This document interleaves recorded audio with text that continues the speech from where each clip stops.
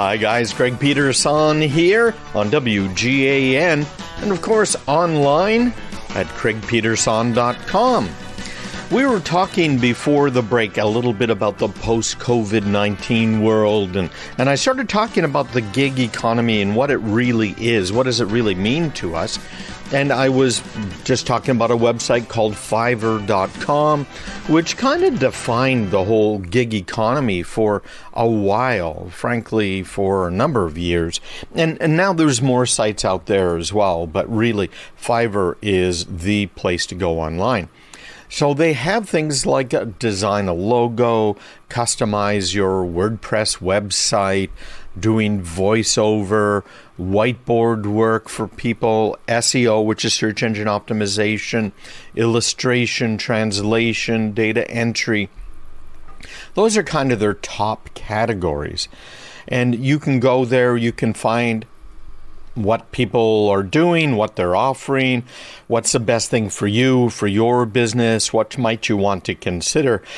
It is really quite good, and there are a lot of true experts that are making their talents available to businesses. Now, it's not just $5 to do something.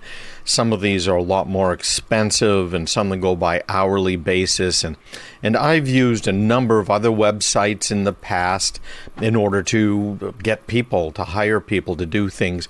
Upwork is one of the other big ones, upwork.com. Check that one out as well, whether you're looking for help or you want to provide help and sell some help.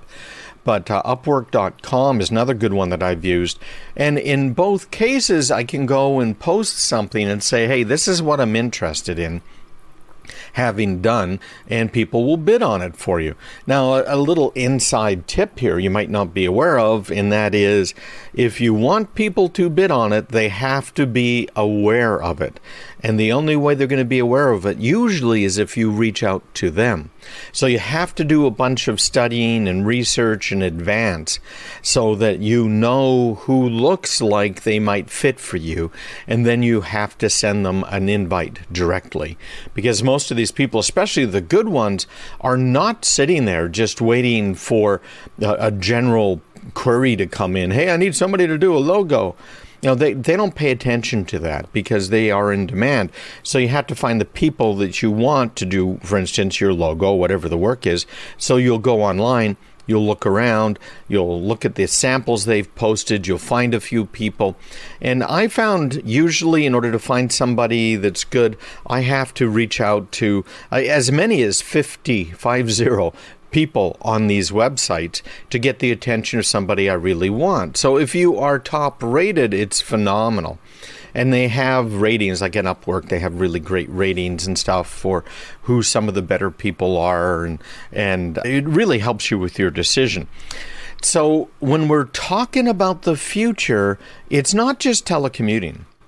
Right? You might have lost your job.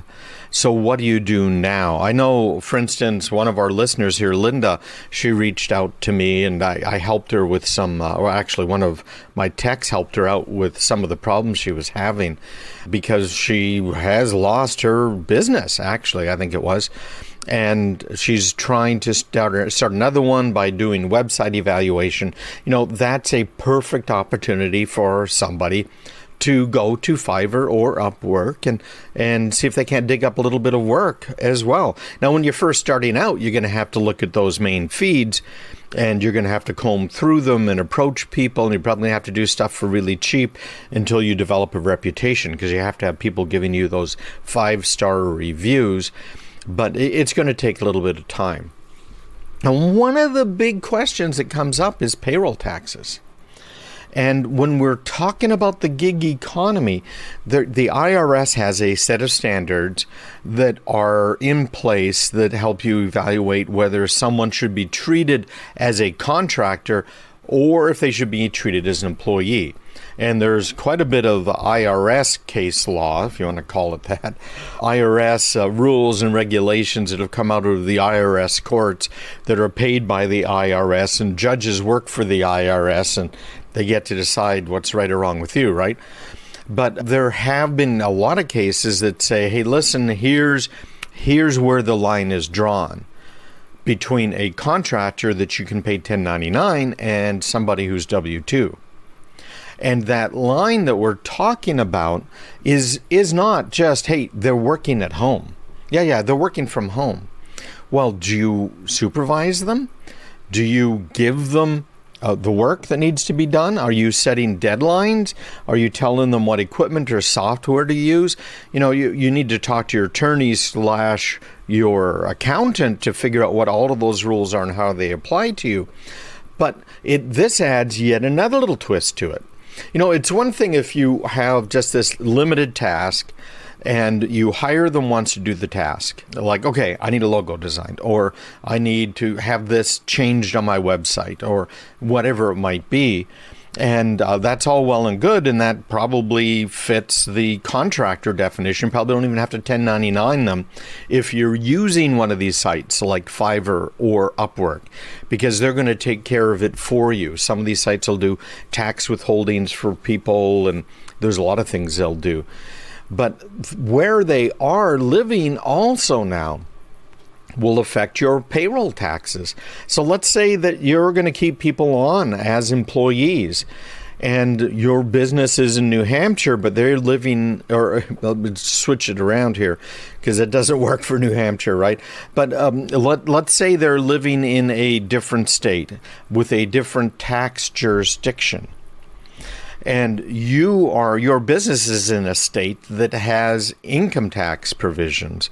Right now, in the Northeast, we have some agreements between the states because, of course, New Hampshire has no income tax, and they're the one that's always used for these things. But there's an agreement between the states saying, hey, listen, if they live in Mass, you have to pay Mass taxes. If you live in New Hampshire and you work in Mass, you have to pay Mass taxes. If you never ever step foot in Mass, you have to pay Mass. No, you don't. But we've seen that. Did you see what happened in New York, where the governor of New York has come out and said, oh, yeah, by the way, all of you people that volunteered your time, if you stayed in New York for more than 2 weeks, you need to pay us income tax, even though you were a volunteer. It just gets crazy, right? So how do you keep track of all these jurisdictions? And if you're hiring people that live in some other state, they're in Illinois, they're in California, they're in one of these blue states that has crazy regulations and high taxes, now you have to worry about all of that sort of stuff, okay?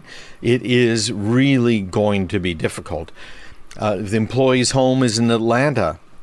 The company needs to treat that as an Atlanta office or bureau in every way. What's the legal nexus? I've seen cases where just having a phone number from a state was enough to say, yeah, you are a resident of that state. It's really kind of crazy. And not just a resident, I'm talking about businesses here. You have a business nexus there. So you have an Atlanta phone number, and you don't have an office there, etc., but somebody answers that phone, even if it's not in Georgia, you could get nailed. You see what I'm talking about? This is absolutely going to be a huge, huge difference.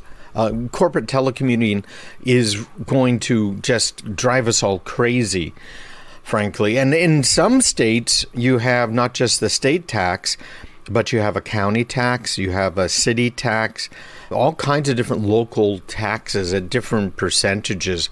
I remember I had some stuff going on in Washington State, and it was different tax rates, even for sales tax, depending on the county you were in. It kind of gets crazy.